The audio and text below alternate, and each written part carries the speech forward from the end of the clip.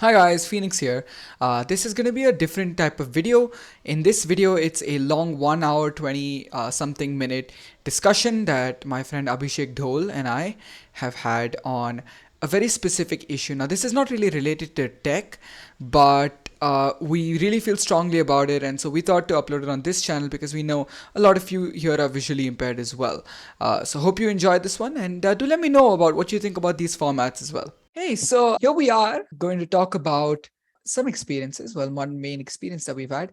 I'm with Abhishek Dhol. Abhishek is a very good friend of mine. And actually, rather than me going through his introduction, let me ask him to introduce himself. Hi, Abhishek. Would you like to introduce yourself? Hi, Pranav. First of all, thank you very much for having me here. It's great to be recording a video with you. So, I will give your viewers a brief introduction about who I am. My name is Abhishek Dhol. I'm a Bengali by birth, but I have spent pretty much all my life, uh, 18 out of my 19 years of my life in Bangalore. The kind of 19th year has been spent in England as I'm studying law at university there at a place called Queen Mary University of London, where I've just completed my first year of law school and I'm now on vacation. I will be heading back there in September. So, like you, Pranav, of course, as you know, I am blind. My condition is called retinopathy of prematurity, which may seem a bit of a mouthful for some of you, but it is a condition which I acquired at, which I had at, after about 4 years of age, which involves the damage of my eyes retinas. My interests are mainly in disability rights law and human rights law more generally, and criminal law. And one of the main kind of things that I love doing in my spare time is precisely the sort of thing which we are going to be doing today, which is a form of advocacy uh, for better integration of disabled people in society. Thanks, Abhishek. That was a much better introduction than I could have given. We're going to be talking about a very specific incident. And to be honest, this is not the first time this has happened or things like this have happened. But Yes. we're going to be talking about a very specific incident with a very specific airline that you Mhm. had in your short trip back to India after spending your first year in the UK. Uh, and this incident has been something that, if you follow us on Twitter, we've been talking about for the past week, I guess, Yes. uh, just over a week. And It will be precisely a week in about 2.5 hours, I think. oh yeah, there we go. Okay, that's a 2.5 hours after the time of recording. Yes. So that is it's fairly recent, but this kind of thing has been going on for a long time now.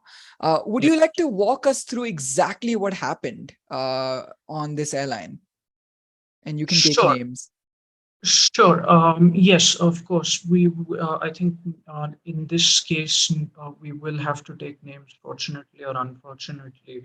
And the debate of whether we should is one, should or should not, and the ethics of that is one we should probably have on another day. But uh, s- to basically to get started, I returned from England from the UK on the 21st of June, and exactly a week ago today, I went to Ahmedabad with my dad to visit a friend of mine from law school who is who is British, but whose parents are Indian and from that part of the world. Now we flew by Indigo Airlines from the Bangalore Kempegowda Airport uh, to Ahmedabad Airport, and if if you really are the sort of person who likes specific details, we flew on the 5:40 p.m. India time flight um, from Bangalore, which left from gate 5, and we were specifically seated in seats 36E to F, me and my father. A kind of standard operating procedure on all airline on many airlines, be they Indian or international, is to give a non-visual flight safety briefing to those who are visually impaired or blind.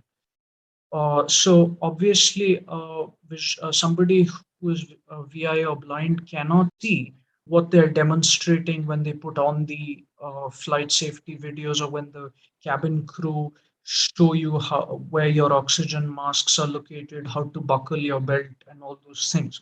So you need to be shown that separately. Now, one of the things that many of your viewers, Pranav, might consider to be obvious is that for such a thing to be done properly, the person doing it should speak to the blind person in question. So, surprisingly, for many of your viewers, this did not happen. But this thing is not surprising for me. So, what happened was, instead of speaking to me, the member of the airline crew who approached us, the air hostess, spoke to my father. So she began by asking him whether I was with him, that is, whether I was with my father. And on receiving an answer in the affirmative, she continued to ask, "Is his English fine?" Um, Now, obviously, that in itself is a very kind of ableist assumption that even though this gentleman can speak English, the person accompanying him, just because he's blind, uh, cannot. The reasons behind those assumptions are behind that assumption are many and varied and could be gone into, but we'll leave them aside for now. And after that, after she asked the question of whether my English was fine, both my dad and I answered yes. I specifically looked in her direction, which I could make out from the sound of her voice. So I was sitting at the window seat and she was standing just near the aisle seat. So I looked as best I could in her direction and answered yes when she asked, "Is his English fine?" Then my dad went on to say, "Yes, why don't you speak to him directly? That is, why don't you speak to Abhishek directly?" And the air hostess's response was this: "No, no, sir, we have to brief escort as well." Now, I don't know about all of this, but I'm assuming that that is a rule in Indigo Airlines' rule book. That is the airline we used.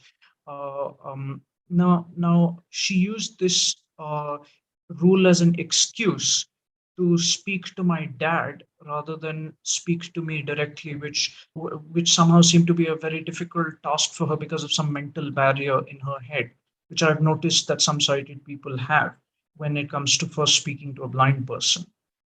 So she pointed out to him that there is your emergency exit. She pointed with her finger as you would normally point when visually showing something. And she said the uh, call button for assistance is above, but above where I did not know because she was showing my father. And she said oxygen masks are here. This and she pointed out where various other paraphernalia were. And finally, she concluded by saying there is a information card in Braille, which, if he needs it, can be given. And in all of this, she was doing her non-visual flight safety briefing. Not one word did she speak to me. That is basically the incident and basically what happened. All right. And I remember when I read this, Abhishek has put out a very, very detailed Twitter thread. In fact, if you look through that entire thread, you can see uh, uh, all our updates and everything that we've talked about. And I'll link that thread below in the description for you guys to read. Uh, Abhishek had sent this thread to me, and I remember reading this, and I remember reading through all of it and actually thinking, why am I not surprised? Because this is not a one-time occurrence.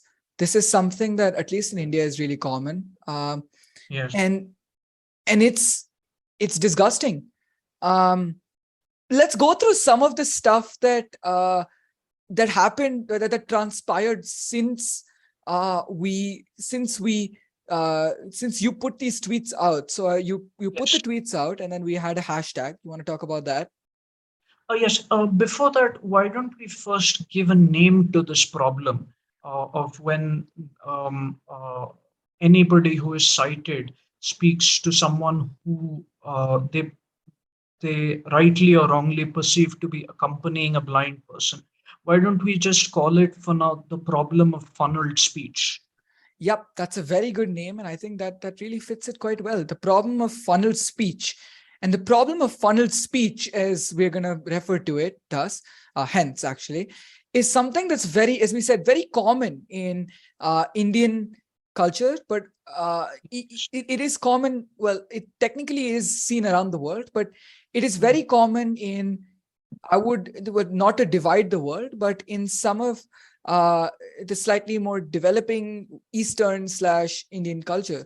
Um, I remember when you'd written to me about this, you'd given me the example of when a grandmother sees her grandson approach her with a white cane to do what's called pranam, which is to Yes, bow down with your hands joined.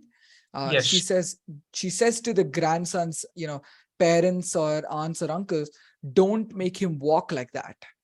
yes, Um, Another example that you pointed out to me, and we'll get to that where you pointed this out to me, but another example you gave was when at a restaurant, a person's waiter talks to his or her friend yes, and asks his or her friend what he or she, the person, he or she is the person we're talking about, yes, the main subject here, would like to yes. order. Mhm. Um, Correct. so this is not a one-off occurrence. Uh, Definitely. and And and and yeah. may I quickly point out that this is not the first time I've had such an experience on Indigo itself. I Mhm. got quite used to having it, and I've had it so often that before going to England, I'd kind of become numb to it. Uh, um, and we may perhaps talk about how this problem has how staff have been trained to deal with this problem in other societies such as the UK.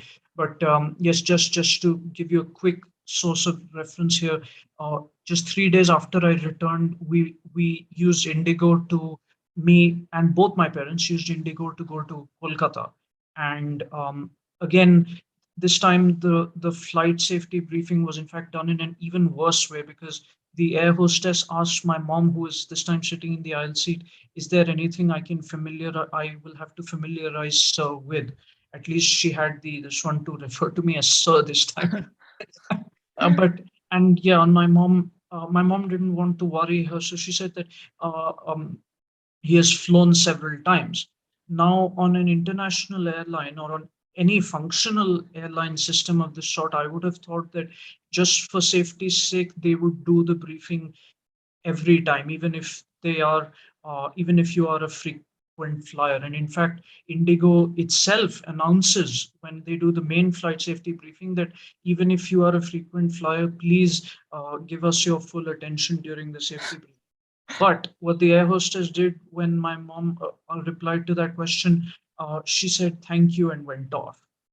So, yeah, this is definitely not the problem of funneled speech is very is something that you see very widely manifested.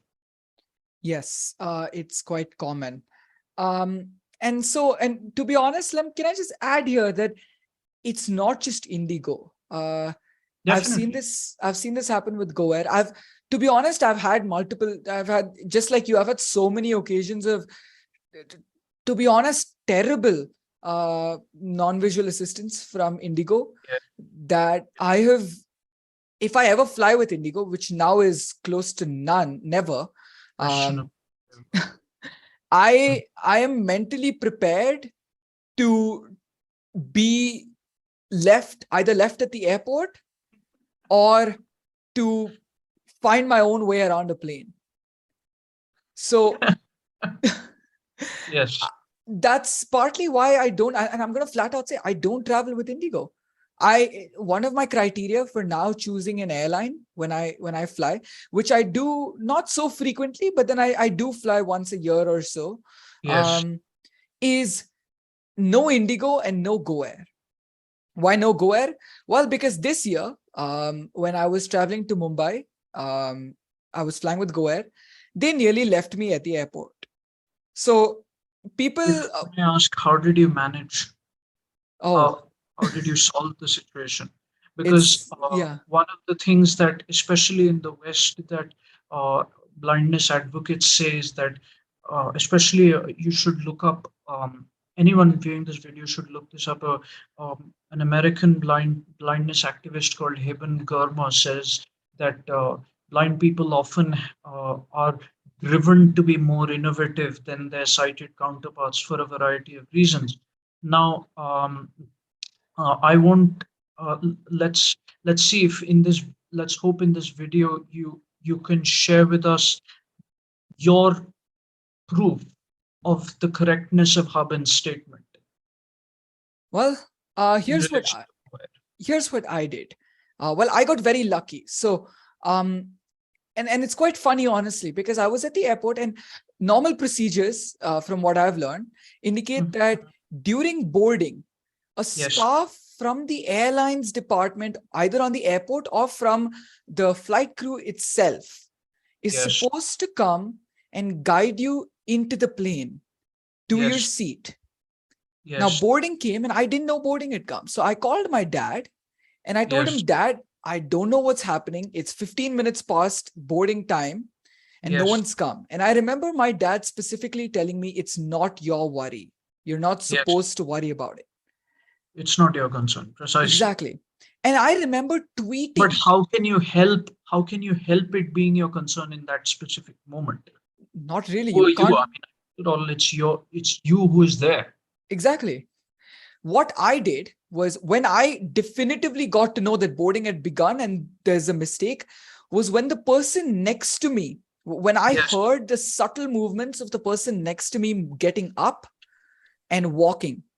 Hmm. So what I did is, earlier on, there's something that my parents may not know about, because I was so annoyed by the time I sat in the plane that I skipped over details. Um, I tweeted out on Twitter saying that I don't Help. know if boarding's happening. Okay. I'm kind of worried. And I remember someone actually, because I tagged GoAir and I tagged the fact that I was in the plane and I put timings and everything. I remember that someone had replied to my tweet also around the same time that this person got up, right? Yes. Telling me that boarding had begun. And here's where I got stuck. So I'm still not sure what to do. So I'm sitting there. And finally, I heard a guy getting up from the counter and trying to walk around, going about to yell that it's the last call for the airline. Luckily, I managed to catch the guy and tell him, I need to get on the plane. I will miss my flight. Sorry, I don't mean to laugh, but it's just No, so. no, no. It's a pretty laughable incident. It was Yes. I could not help laughing by the time I was on the bus, because they'd nearly forgotten me on the airport. Yes. Yes. And here's my gripe with this, right? I Yes. was traveling to meet family, which, okay, it's important. But then if that doesn't happen, I can figure it out, right? Sure. I don't know, I'd probably have to bust my head through a wall, but I could probably figure out another. Let's just ignore the fact that my parents stay 2 hours away from the airport. Yes. Uh, Yes. Yes. but I could figure it out. I could get a flight to Mumbai that would be taking me a little later, maybe. I don't know. I could do something. But Yes. imagine if I had to attend some sort of a conference. I was doomed. What? No. No. Of course. And it doesn't get better. When I sat in the plane, the air hostess came up to me, and here's how she took me through her safety briefing. You know where the call button is? Your life jacket is below you. You know how to put the seatbelt on, because she had seen I'd put the seatbelt on, and she walked away after the fact that they had nearly left me at the airport. Horrible. Horrible. And so this is not just an Indigo thing. It's a thing with most Indian airlines. Now, to the credit of some airlines, Vistara Yes. is an amazing airline, and I can't speak highly enough for their accessibility. Good. When I, I've traveled with Vistara, yes, Vistara does have a tendency of getting a little delayed, but to be honest, If I know I'm being taken care of well, if I know I'm being well taken care of, I'd rather travel with an airline that goes a little late than Yes, actually yes, travel with one where I'm almost left at the airport. yes. So, Now, yeah, yeah, go ahead. if I may interpose here, I think first, there are many problems that what you have described kind of highlights, but one of the main things that springs to mind for me is the dysfunctionality and inaccessibility of a boarding announcement system. Yes. Because in if you visit London Heathrow, for example, it will be very controversial to kind of uh, tout a Western thing, for especially a British thing, for its goodness versus ours, especially because Britain was our former colonial power. But we have to face facts. The thing is, if you see at London Heathrow, for example, they have a sophisticated announcement system where what happens is, um, a bell rings, it makes a tung tung kind of a noise. A woman specifically announces the flight number, says boarding has begun, or which call for boarding it is, whether it's first, second, or final, or whatever. And then after the announcement is over, there's another bell that rings. And in whichever gate you're sitting at, and in various other gates, the acoustics and things have been designed in such a way that it can be heard uh, wide, widely, without the woman announcer having to speak um, at more at even a little more than the decibel pitch which we are speaking at now. Right. Now, here's the problem. In the Indian airports, the funny thing is they had the energy and the resources to make an announcement to wear masks, but they But they could. don't have this. And I'll tell you the best part about it is they used to have this. Back when I Understood. flew to Mumbai in 2019, right? Yes. They Yes. had this system. Yes. And I mean, to be fair, the system was still, you know how Indian railways have like the voice that you can barely understand? Yes. Yes. It was the same situation here, but at least they had it. Now Yes.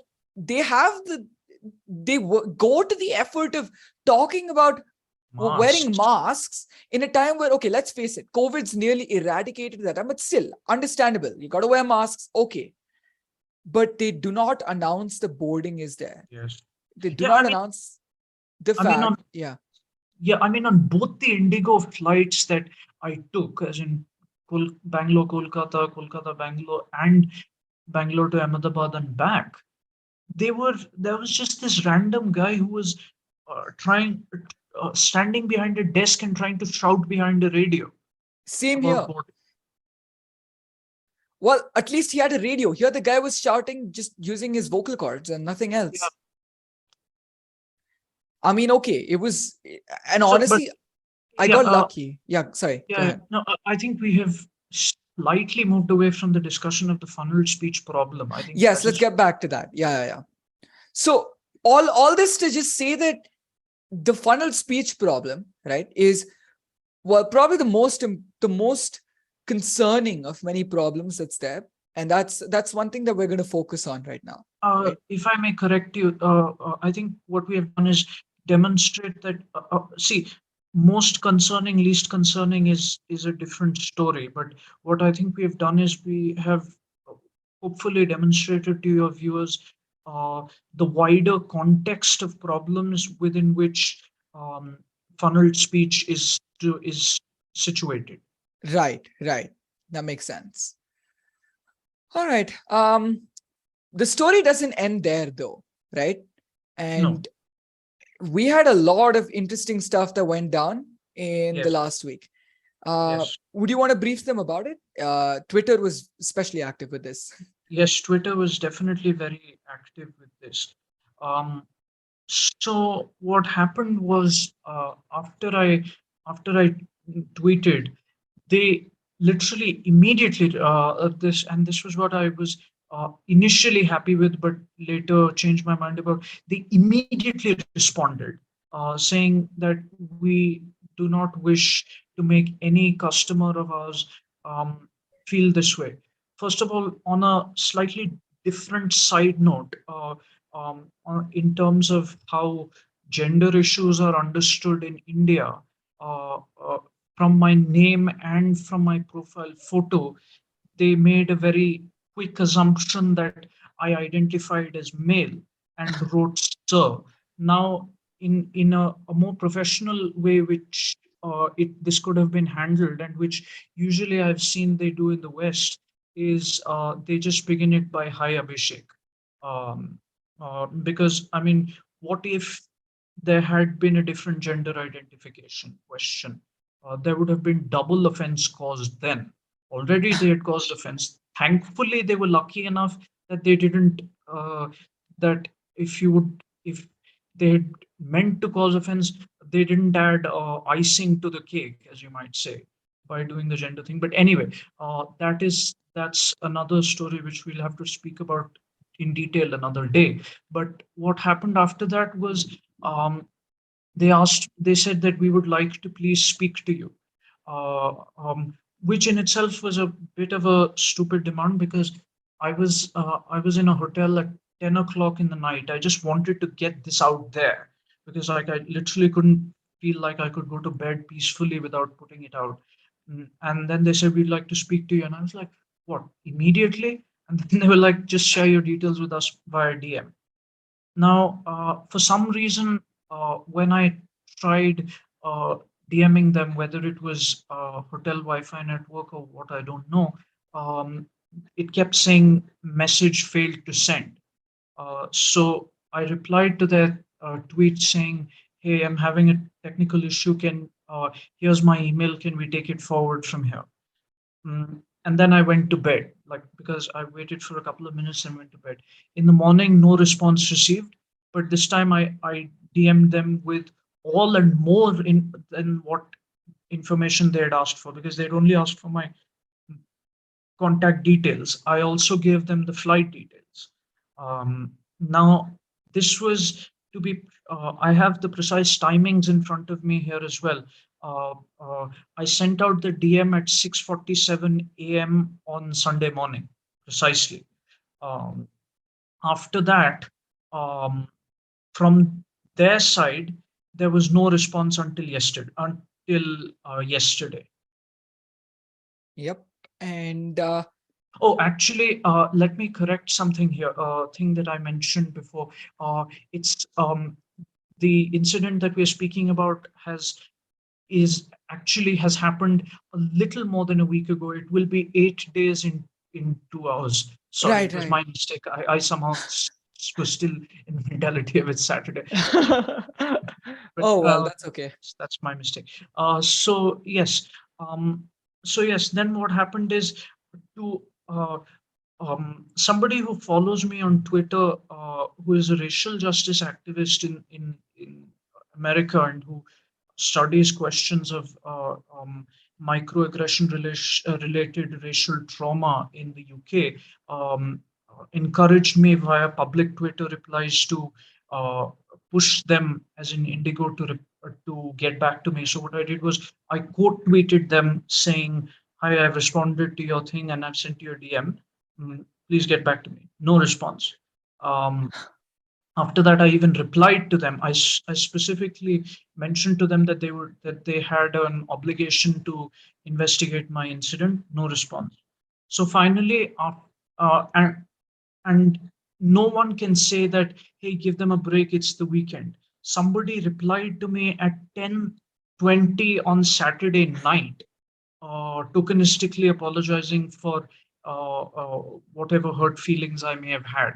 So it's not like somebody wasn't looking at it. I would find it very hard to believe that nobody, absolutely nobody, was looking at Indigo Twitter on Sunday. uh, so then and so then after that, on Monday, mm, Pranav and I began to push harder. That's when I sent the Twitter. That's when I showed the Twitter thread to Pranav, who also follows me, but who I think probably missed it at the time, immediately. And he tweeted out some very encouraging words of support. And to cut a long story short, we then began a hashtag. which you can still search for on Twitter. So I started with a, I'm not very used to these things or used to thinking about these things. So I just began a hashtag called boycott indigo.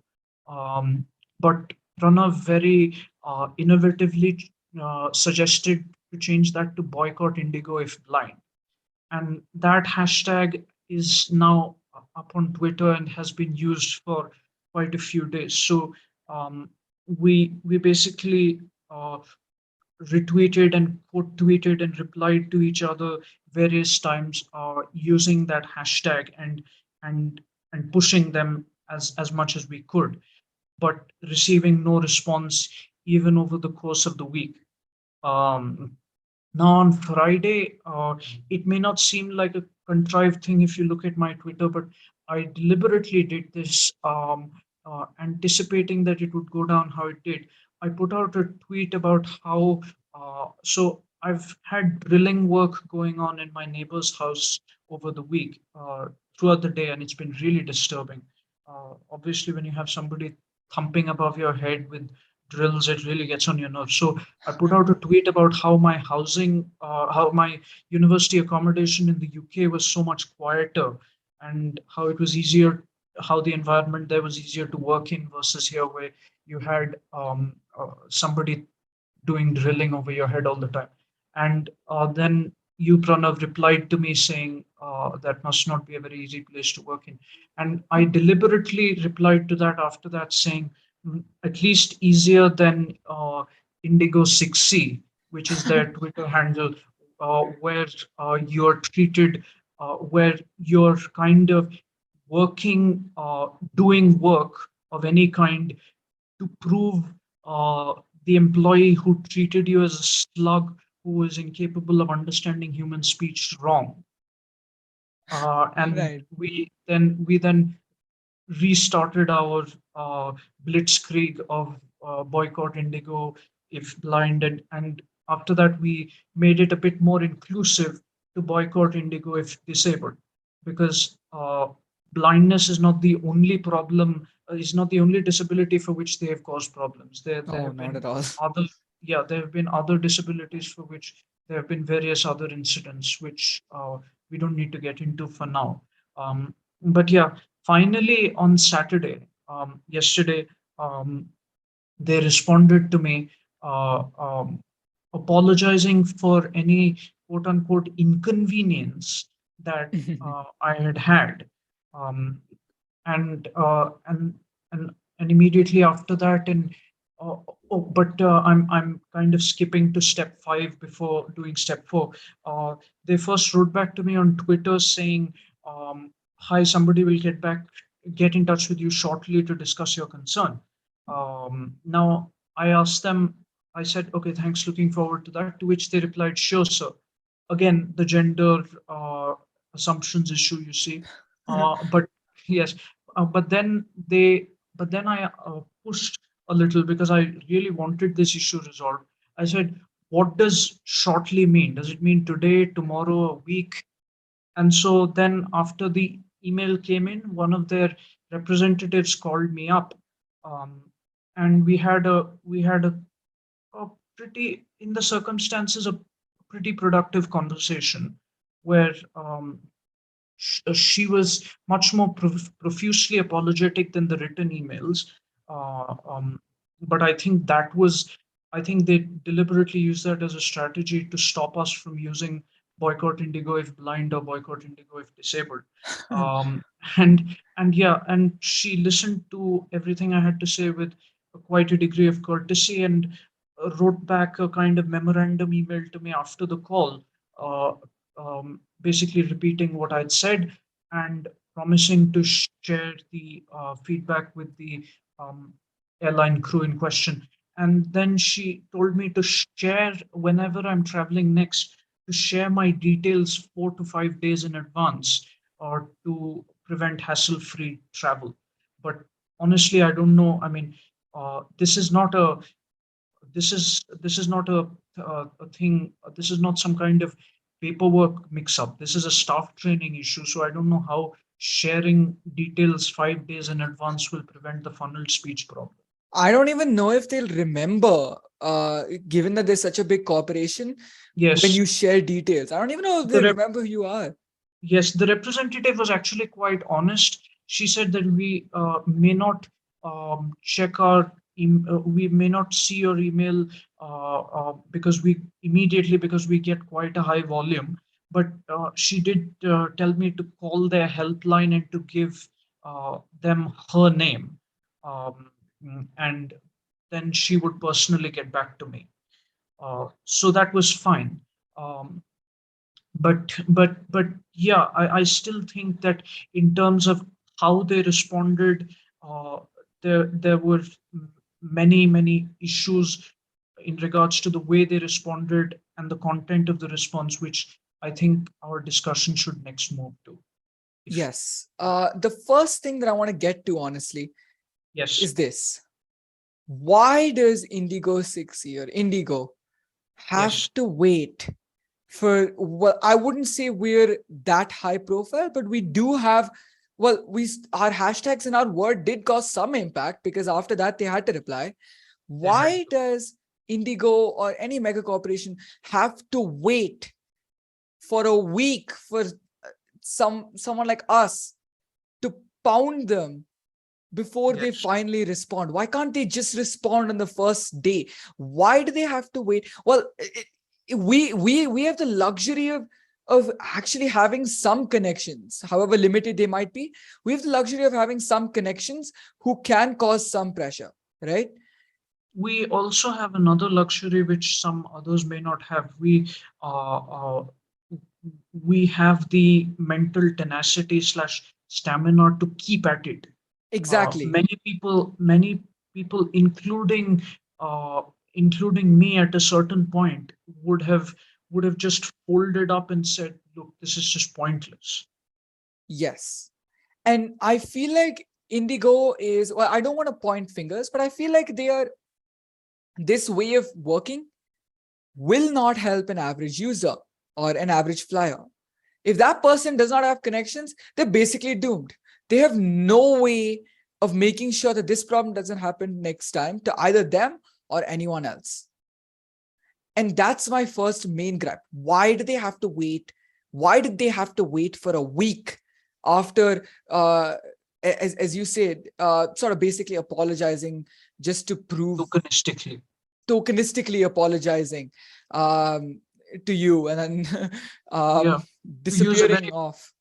to use a very bad comparison, as in a very horrific comparison, it's there what they did basically for a long while had this in terms of that first apology message was basically, I would say, in moral terms, equivalent to uh, the token appointment of a Jewish Olympic team member that Hitler and the Nazi Party had in Germany in the 1936 Olympics. Would you agree? That is a fair comparison. That's a very fair comparison. And it's in general very it's very alike to the way the companies or some groups have known to uh, well just tokenize uh, people who have a different race, who are probably Who uh, have various types of what we call in UK law protected yes, characteristics. protected characteristics. And it's honestly, can I just say right here, in fact, this is where I wanted to use that metaphor, to put it in Linus Sebastian, fellow tech YouTuber's words, that the fact that they're waiting, or they took so much time, fills me, and here's where the quote comes, it fills me with rage, and it starts in the groin and moves its way up to vomit. Yes, I apologize for the visual, but it's quite true. it is quite true, and I don't think there is any need for anyone to apologize for the visual. It's a perfectly reasonable feeling to have, and that is as in our private WhatsApp discussion I've said that is a very good metaphor, frankly. And now, see, if I were their representative, or if I were the person who was making the kind of planning decisions as to how to respond to this complaint, I would, uh, the kind of thing that I would tell them to say publicly if asked, why did you take so long, is internal investigation. We were conducting an internal investigation. That is what likely they will say. But Yes. from uh, small fine print in their emails, and from what the representative told me, that is, and from what fine print in the verbal thing that the representative told me, it is clear that they had taken no action, and they had not spoken to the flight crew, because one of the things that they say in their official apologetic email to me, um, and the grammar is of course slightly peculiar here, especially a non-Indian audience. Let's hope it doesn't jar your ears too much. They said, we will quote unquote share a strong feedback with the airline crew in question. So now, if a real internal investigation had happened, I would have said that the quote unquote strong feedback should have been shared within the course of this week. Yeah, it should have already been done and dusted. Yes, so their own evidence and words and statements confirm to us that any statement of internal investigation along the line of internal investigation is a blatant falsehood. Completely. And that proves more than anything that the only reason why they likely went to these lengths was basically to make sure we stopped. And They were hoping we stop. They can't actively stop us because no, that, they were hoping we'd stop. yes, And that's yes, partly why this video exists. You guys may not know, but we were planning to make a short video uh, yes, talking about this incident. The only reason we didn't go through with that was A, my SD card burned up, but also B, this development, this most recent development of the, exactly, which is yes. when we decided to convert that small short video into this long discussion. Yes. Now uh, I would the at least the I hope you don't mind me giving a diagnosis of why I actually think they didn't respond from my Uh-huh. own experience. So, and I would first begin by saying that this is a problem with Indian society at large, more than with just the airline specifically. We Our discourse on disability issues, I've often felt, and especially since returning from England, I would say even more. You can call me overly sensitive or whatever pejorative term you like. I felt that the discourse on disability issues here is couched in very, very patronizing terms. Right. And the It's very way true. disability, yes, just as an example, for now nameless persons whom I've spoken to, when I've described to them the kind of support that I'm given by my university uh, and their disability office, uh, they and told them that there are these kinds of supports available in the UK. They talk about it as an advantage, like you will have this advantage if you're in the UK. Now, when I use those support in the UK, I often have felt that this is essential. We are not at a Right. point where we can talk about advantage yet. We are still at essential. It's So required. Yeah. yes, exactly. It's required, and there are people, a lot of people, including of your and my generation, our parents' generation, and of course our grandparents' generation, perhaps talk about this in a very patronizing way. So that is there, and more generally, I think um, disability issues are not taken as seriously as um, as perhaps some other kinds of uh, as perhaps some other kinds of issues such as gender discrimination kind of things, which also need to be taken more seriously than they are, but which perhaps are treated with a greater degree of seriousness than disability issues. I mean, I was once told by somebody that they had they had issued a that they had contacted a bank whose services were inaccessible to the blind, um, and after receiving basically the same reaction as we did from Indigo, and even more of that, uh, of radio silence and being ignored, uh, they issued a legal notice to the bank, and which kind of forced them to make the services accessible, which and they later learned that the bank had to spend about 15 lakh rupees to introduce the accessibility features. Oh God. Now, as the Equality and Human Rights Commission in the UK has pointed out, accessibility, if planned out well and thought about as a baseline, often costs nothing or very little. No, it doesn't. I can Yeah, tell you only from yeah, experience. yes, only when you kind of introduce it in a rushed manner at this late stage does it cause a problem. Right. That's very true, actually. It if from experience, I'm working on my own projects. It costs barely anything. Yes, and also the kind of examples that are set in India towards in terms of people whom you would say should be complying with their legal obligations, with their obligations are actually not.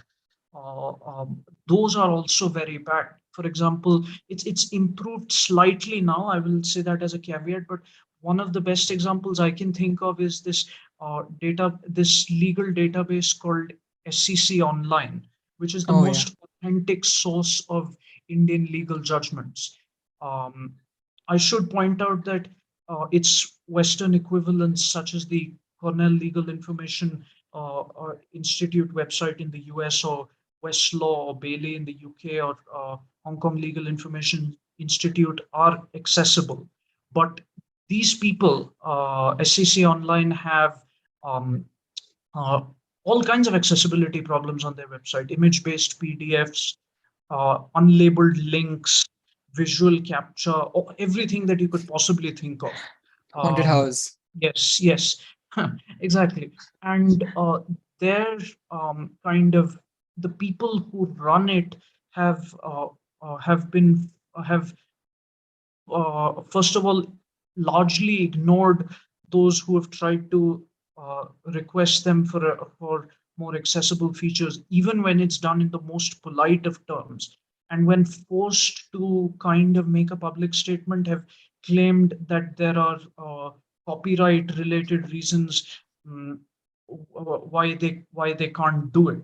So the and there is an Oxford educated Indian disability rights activist who actually tweeted them about this in late 2020. And the only, they didn't themselves actually get into a tussling match with him, but somebody else did, who basically told this disability rights activist not to waste SEC Online's time and to actually help win cases.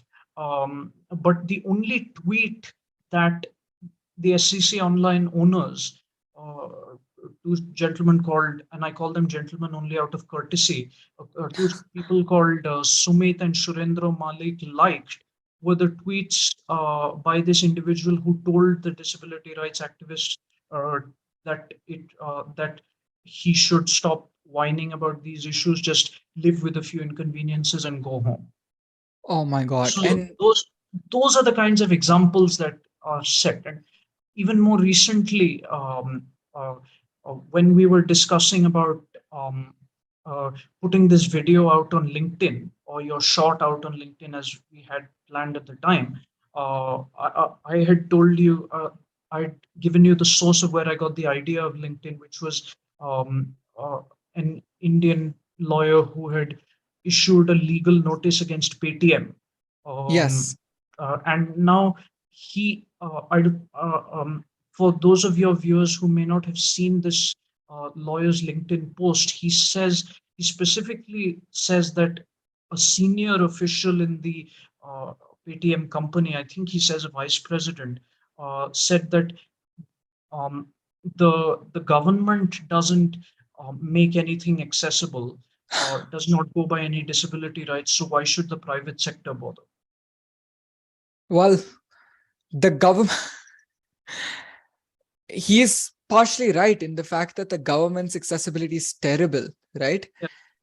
But also, to reply to that statement, to drift away a little, Hmm. in India, and as is in well, in India, it's most prevalent since the law for accessibility is kind of non-existent. Um, Yes. in India, it's honestly the other way around. The private sectors that control the market are the Yes. ones that are in the best position to be honest, even influence the government to make decisions based on accessibility. Accessibility. Yes. Yes. And so this precedent is not wrong in saying that the government does not make their services accessible, but is very wrong in saying that why should we? Well, they have to do it to make sure that the government makes theirs accessible. So Yes. all this to say that honestly, in India, the way it's perceived, if you were to approach a normal person who probably hadn't experienced Western culture, even I, well, I've been in India, but I've had the opportunity that I'm actually, to be honest, very grateful of studying in a board called IGCSE, which is from Cambridge A in the UK UK. offered curriculum. Yes. Yes, I and studied so. yes, Abhishek here has studied, well, has gone through IG in the 9th and 10th, and then has uh, gone through IB in the 11th and 12th. And so we have had, even before he left for the UK, and right now as I'm studying, we've had exposure to what the Western culture around accessibility is, even if it's in a slightly limited way. We've had that. Uh, Yes. if you were to approach a normal person probably working in India who's visually impaired, Yes. and you were to put them through the situation that Abhishek here or even I went through on airlines multiple times, to be honest, that person would probably say, this This is is the norm. fine, this is the norm. And the said person would blame us for, you know, trying to Loud go, one. above. And you Yes. can't blame the person. That's how things have been molded. The other thing that I want They to are a get, product of their environment. it's the Yes. product of your environment, exactly, and it's a long standing issue. The other Yes. thing that I want to quickly touch on is the in quotes inconvenience. In fact, this ties into the culture here, right? Yes. It ties into what we've just been talking about. In quotes, the word you the use of the word inconvenience in quotes to describe this experience. And I think you'll have a lot to say on this. But here's Yes. what I want to say. That right there is one of the single biggest uh Red giveaways flags. that Indigo is operating purely under pressure. Yes. Because Clearly, this was a system generated email, or little better than a system generated, a either template. that, either that, or they don't really care. They don't care about, they don't care about, having better customer satisfaction. All they care about is, well, not having bad press. No, I think we need to make this. We need to change the statement a little. Okay. The disabled customers are, and this is common to both India and the West. Right. Disabled customers are a minority everywhere, Yes. Yes. and you can talk about how significant or how insignificant a minority, but at least in their eyes, we as disabled people are insignificant enough to that they don't need to worry too much about our dissatisfaction. Um, Yes. but if I were a sighted customer, or if I were an able-bodied customer, and I had some issue, for example, um, their chicken noodles, I will say, for them is remarkably good. But Yeah. if you were to get, let's say, a sighted British who had for the first time got exposure to our Indian way of cooking, and he were to have she, let's just use she for now, and she were to have a stomach upset after having their very excellent and spicily cooked chicken noodles, and she were to suspect that it was food poisoning, I think they would take that much more seriously. Indeed. Um, and that's a problem. I remember you had used an example. Would you want to elaborate on that? What was this? The Like, example of how if someone had called another person the N word and then written about uh, yes, yes. The example that I had used when talking about this on a group that both Pranav and I are on was, I was saying, if um, I'm just using a hypothetical example from Trevor Noah's show, The Daily Show, to name an airline. If, let's say, you were flying Spirit Airlines from Lochner, New York to Williamsburg, Virginia, and um, just because you asked for an extra service, like maybe an and one extra complimentary chocolate or an extra glass of water, and you heard a Republican-leaning attendant refer to the N word sitting in seat 23B, how would, and then after you reported it to Spirit and their internal investigations concluded, if they wrote back apologizing for the inconvenience, how would you feel? Would you feel that that was enough? right. It's honestly again another disgusting thing. All this to say that again, it really shows that Indigo as an airline, and this is not just limited to Indigo, guys. Um, Yes, yes. they they have they have not really trained, and I can clearly say this, they have not really trained their uh Staff. staff at all. By the way, something that I've been meaning to tell you, that rule of the escort has to be briefed as well is, to the best of my knowledge, not really there. Because 99% of the time when I've traveled without one, I have been briefed. And when by escort, I'm referring to the person who drops me in the plane. They don't brief the escort about it. When my parents are around me, they don't brief my parents about it either. So, no, I don't think that's a rule. And uh, unless I'm very mistaken, that is. The training is not being given, right? In fact, shall we just solve the training problem for them in this video itself? Because the Fair. solution for the funneled speech problem is so easy. You don't even have to. It will not take more than 2 minutes to explain, Not at and all. I'll explain it using my travels from Dubai to London last year when I was starting university as an example. So what they did was, I was using Etihad Airlines. What they did was, when I got onto the flight, obviously I was using my cane and everything, so people could see that everyone who needed to see uh, could see that someone who was blind was on the plane. And what an air hostess did was, she approached the she was a British air hostess, so a small difficulty for her was pronouncing Indian names, but she still handled it quite well. What she did was, she asked, "Is there a Mr. Dhol sitting here?" So in the seats where me, my mom, and my dad were sitting, of course there were two Mr. Dhols. Um, Right. but I was like, yes, there is, and if you're looking for the blind one, here he is.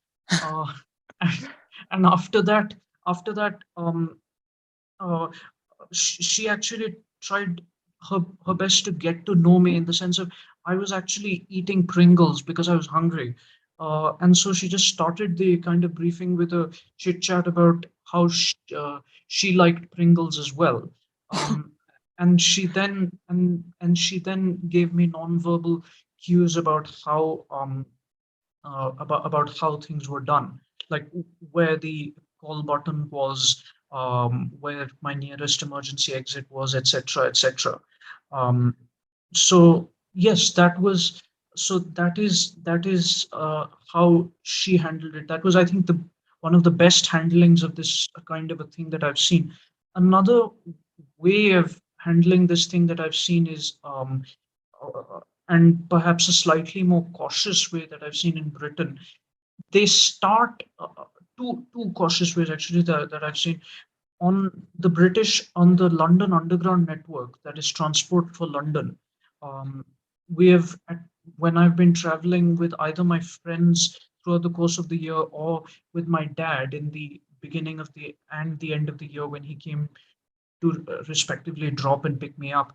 On two occasions, we were approached. On quite a few occasions, I've been approached by TFL staff asking if we need help. And one way that they've handled it is they've stood between me and my father in a position where and said, "Excuse me, do you require assistance?" They haven't specifically looked in either direction, but kind of looked straight ahead of them in a way that they will be that it will seem like they're addressing both of us.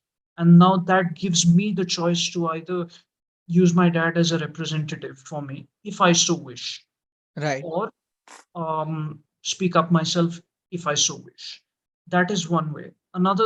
It may seem contrived, but they do it. And it may No, seem it's like it's too wonderful or whatever, but people do things like that.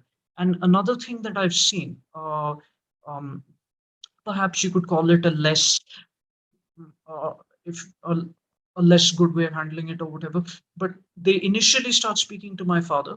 But when I have conveyed or whoever is accompanying me, but when I have conveyed my understanding of what is going on by directly answering a question, before the person whom who is accompanying me can speak up, they then change to speaking to me. right. Both ways have their place. And honestly, if anyone from Indigo is watching this, this is how you do it. Likely they won't be.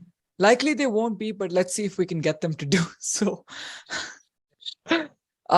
If you are, or generally, right, this is how you do it. It's Yes. simple. There's nothing to it. It's not rocket science. It's like second grade math.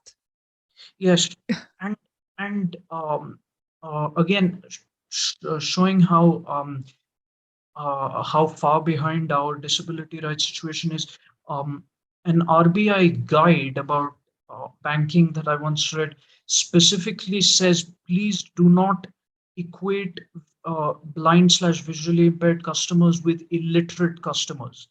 Now, I think that instruction needs to go out as much to bankers as to airlines and airline crew. Um, Yes.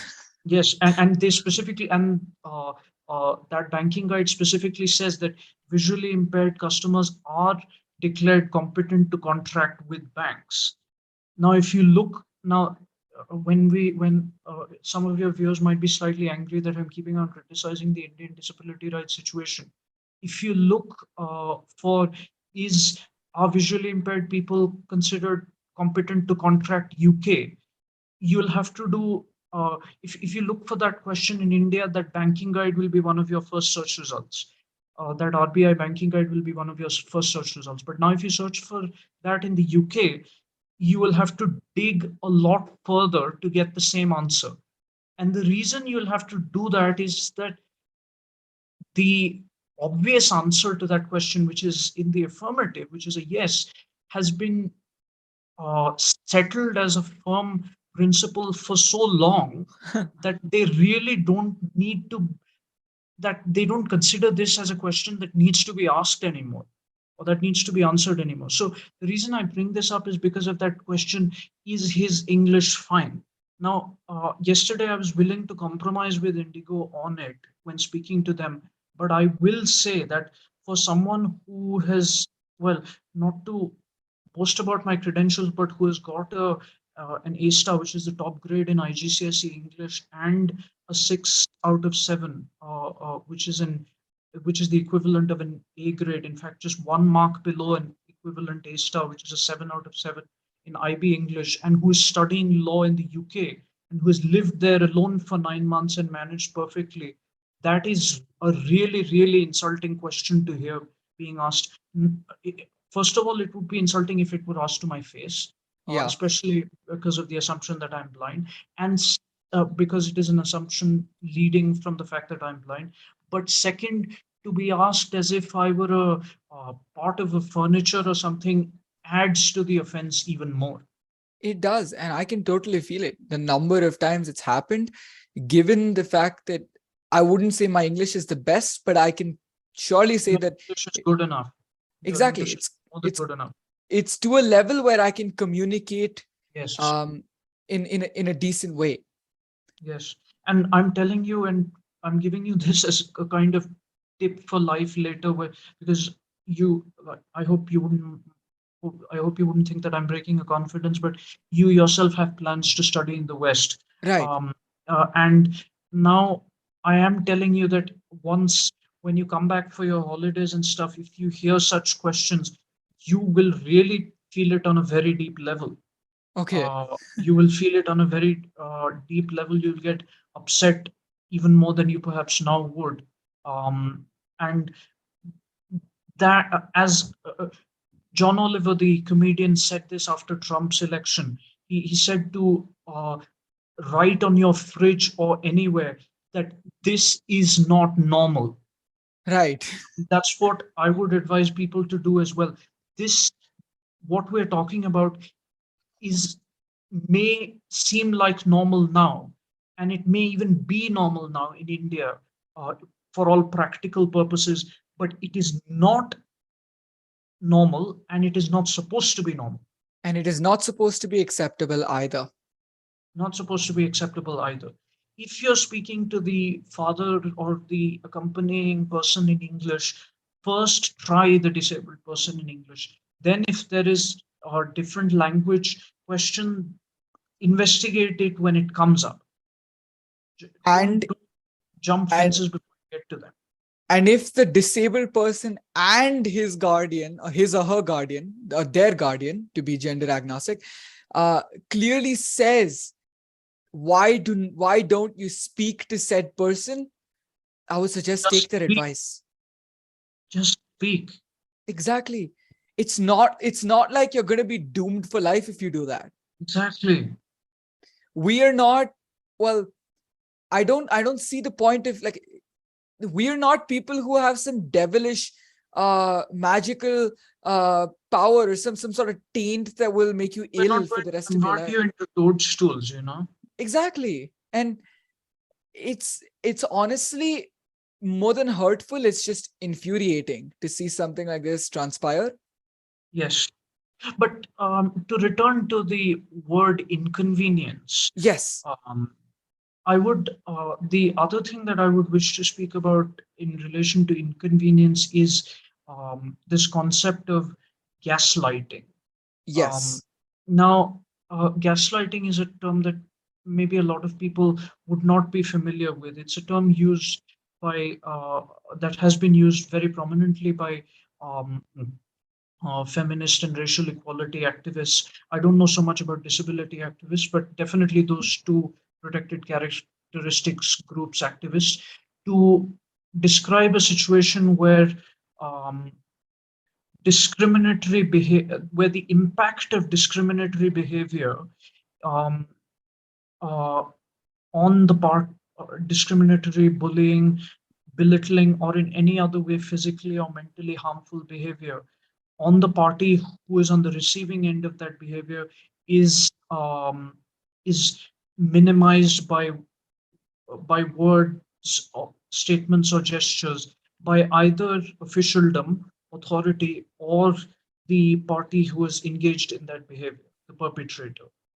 So now, uh, how is this word inconvenience gaslighting? I mean, it should be quite clear because they are um, they are basically saying that the mental impact of a microaggression is little more in their eyes, or the importance of slash significance of it is little more in their eyes to the uh, bit of irritation that would be caused your if one of your bank cards was getting declined while trying to purchase a meal on their flight service. Right. And it's again another disgusting thing because uh, all of this points to the fact that they're trying to wave the problem under the rug. Brush it under the carpet, precisely. But yes, brush it under the carpet, get it out of the way.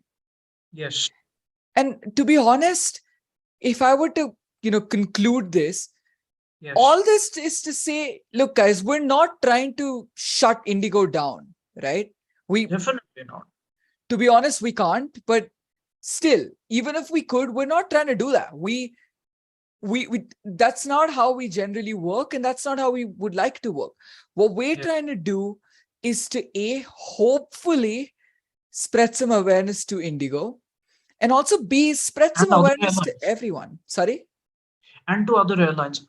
My Yes. objective B. So I would personally say that our objective A should be to spread awareness to sub point one Indigo, sub point two other airlines, Yes. and sub point three the wider sighted community at large. At large, exactly. Yes. Objective B should be in this specific case, uh, and where other cases do arise, to hold and by serving as an example, give courage and motivation to other visually impaired slash blind people to hold airlines and other service providers or even government slash public authorities from whom they experience this or any other kind of discriminatory behavior. Indeed. And it's also to give you guys the motivation to go out there and put your word. As Abhishek and I were talking on said group On that we were talking about earlier. yes, on a Uh, group that we both belong to. yes, social media as a platform today, just like we're uploading this video, is really open in the sense that it allows you to advocate for what you believe in. All you Yes, have to do is, as I said, be authentic and believe in what you believe in, and try to find the people who believe in the same thing, and then just put your word out there. Don't be shied away by the fact that this is a big corporation, that it's it's probably gonna not work, or don't be put down by those factors. Give it a try, because with social media and with the convenience that you now have, it becomes much easier to in well increase the volume of your voice, so to speak, and yes, reach out to these airlines. I don't have that many followers on Twitter, but it still worked, right? And if I could do it, if Abhishek could do it, so could you. That's the main point. If you face something like this, it is not okay to sit down, right? It is, what happened is not okay. What happened is not normal, and what happened is not acceptable. You have to spread awareness, or you're encouraged to spread awareness at least about such events. yes. And I would want to say two things in addition to this. Hopefully, you have no objection. No problem. Go ahead. No So, problem. first thing, as a social media tip, what a lot of people do, I've noticed, is they, on their Twitter bio, for example, they say my own views or views personal kind of a thing. Um, Now, if you look at my Twitter bio, which I'm of course not to promote myself, but my Twitter handle is at Abhishek underscore Dhol. We'll That's have this at in. ABHISHEK underscore DHOL. You will see that I do not say anything of that sort. I just tell you who I am, an undergraduate law student at Queen Mary University of London, and that I'm a blind Indian citizen living in the UK, which I am 9 months of the year, of course. Now, I don't say that this is my personal view, that anything is my personal view anyway. So now, if somebody like Indigo is looking at my Twitter bio and they're being very cautious about it, about this after seeing my tweets, they don't know, am I representing the views of a Russell Group University, which is again not to boast, in the top 200 in the world and in the top 30 among law schools, or am I representing um, my own personal view. Mm. And I think, uh, from what I've seen, Queen Mary's view about this, the collective institutional view would be very similar to my own. They're a very inclusive institution, so I'm saying.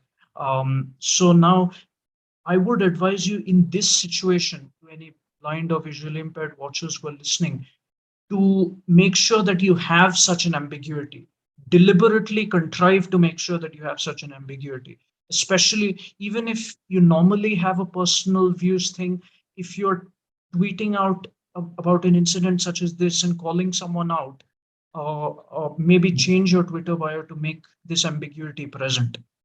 This is one of the only places in which life, only domains in which I would say an ambiguity of this sort is good. I don't know if you'd agree, Pranav. No, I would. And in fact, if you look at my Twitter bio, that's the same thing that I go by as well. This ambiguity can actually come in handy in a lot of places. And unless, well, even as Abhishek rightly pointed out, if you're going to take such a step, this ambiguity is probably for the best. Yes, it's going to help you.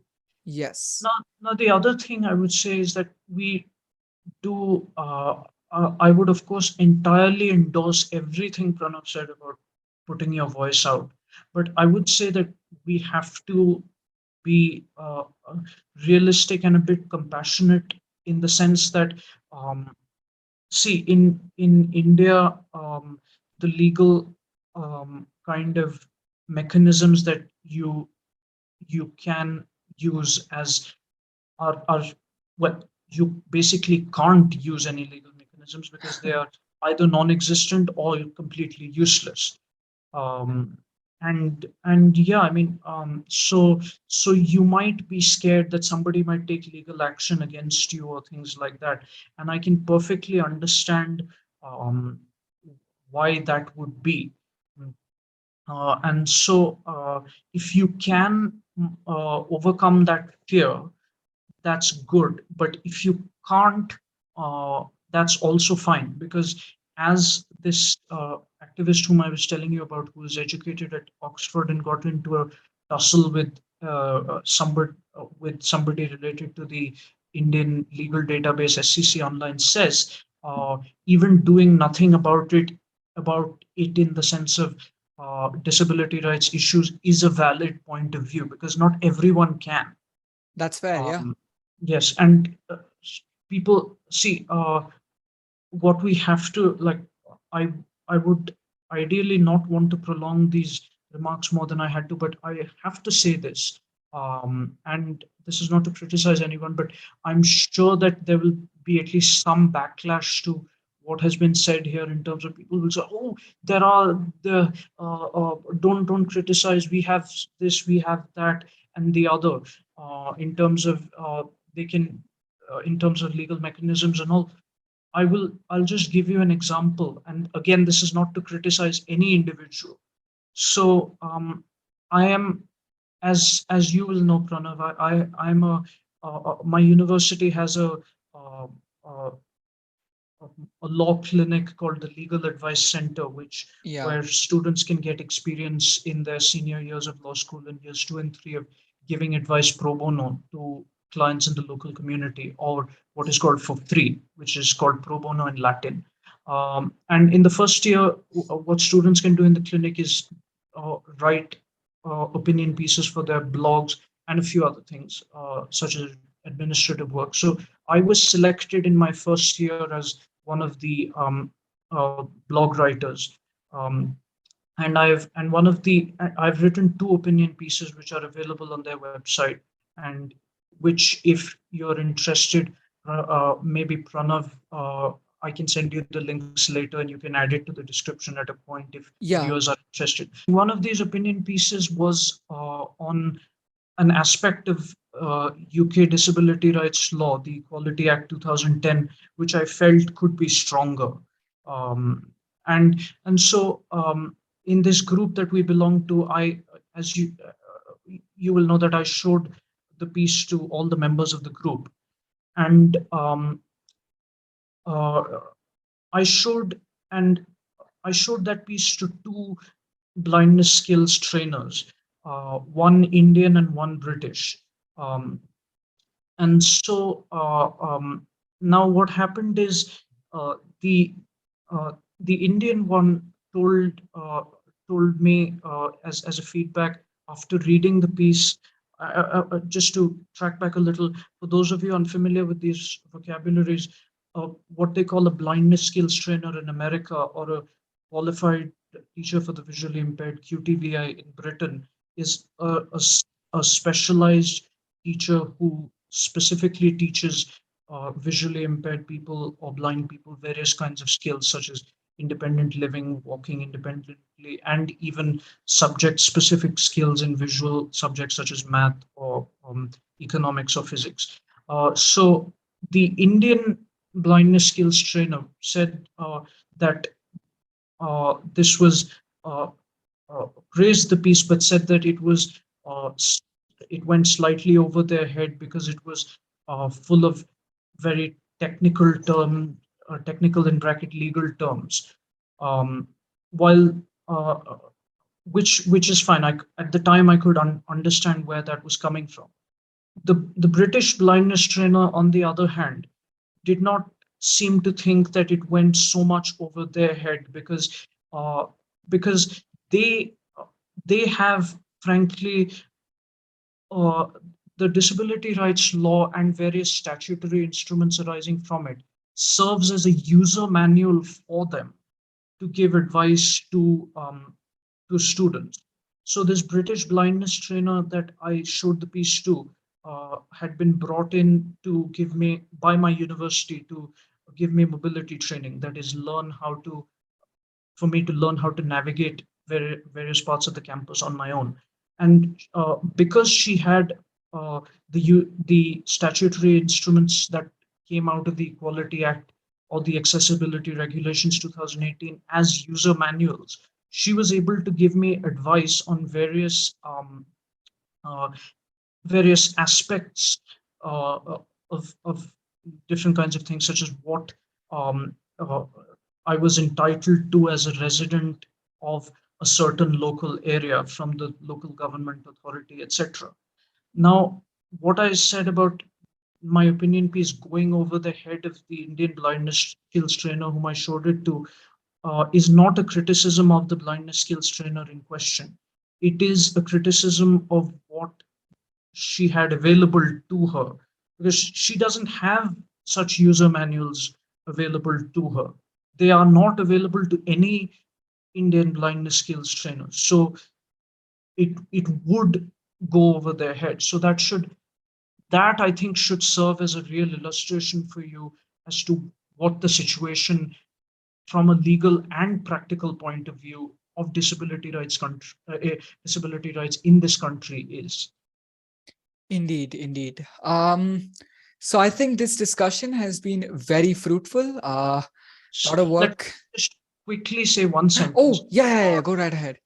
yes. Uh, um, if the blindness skills trainer in question, the Indian one uh, with whom this discussion happened, does see this, we let me clarify again that this is not a personal criticism in any way of them, Indeed. in any manner or form.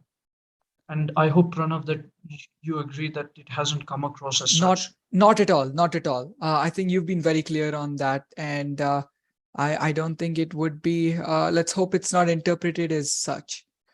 Um, all right. So I think we've had a wonderful, fruitful discussion. Definitely. And a lot of points came out of it. Normally this is not given that this is a sort of more tech focused channel, it's not something I create, but this is something that has been amazing to work on nevertheless. And Yes. let's keep the ball rolling. There's still work to be done, and Of I course, hope, lots of work. yes, I hope that either Indigo representatives, other airline representatives, or really anyone in the community at large watching this has a lot of food for thought when they click off and continue to think about it. So I would love to, or we would love to rather, hear about what what would you have to say about this? You can let us Yes, know in the comments, and I will link. I hope this is okay with you, Abhishek. I will link both oh, our Twitter profiles, and definitely. our. Should we link our LinkedIn's as well? I usually put mine. If you want, I can put yours as well. Mm, yes, yes, you can definitely do that. Yes, LinkedIn also should not be an issue. Right. So both of our Twitter profiles and our LinkedIn profiles will be linked down below, so you guys can reach out to us if you want And to. at least as far as I'm concerned, I don't know, Pranav, if this is okay with you, but I would like to hear. I would really love to hear direct feedback from viewers themselves. Of course, I can't do that because it's your YouTube channel. So you can. You are free to include my email in the description box as well. Yes, I will include mine as well. In fact, mine can be Yes. found on my about page, but I will also put it down in the description. Yes. Just like Abhishek, I would love to hear direct feedback from you guys. It would be amazing, and I really have. I'm really excited to see what witness what you guys have to what you guys have on this issue to contribute to, or And to really yeah, say. and about emails, please let's keep it to at least for me to personal email and not the Queen Mary University email. But Yeah, yeah, no. Let's keep it to personal email. yes, All yeah, right, because cool. the email Um, for professional purposes. So yeah, yeah, yeah, yeah, totally, totally. No, even I can't give my professional email for a myriad of reasons. Uh, yeah, all right. Thank you so much for watching this when you do. Thanks to Abhishek. Thanks for joining me on this rather long discussion. It was it's been a pleasure. It's been a I pleasure. personally had a lot of fun. Um, I couldn't have had a better Sunday evening, to be frank. neither could have I. Um, and it was amazing. So do well, here's my pitch. If you do enjoy this video, please consider hitting the like button. It really does help us out, considering that both of us are trying to expand this to as wide a community as possible. um, and do consider subscribing if you do like content that I make. You can check a little more of that on my channel, and if you want, I can link some down below as well. Um, and do reach out to us regarding any of the stuff that we've talked about today. Yes, of course. Right. Thank you so much, and I'll see you in the next one.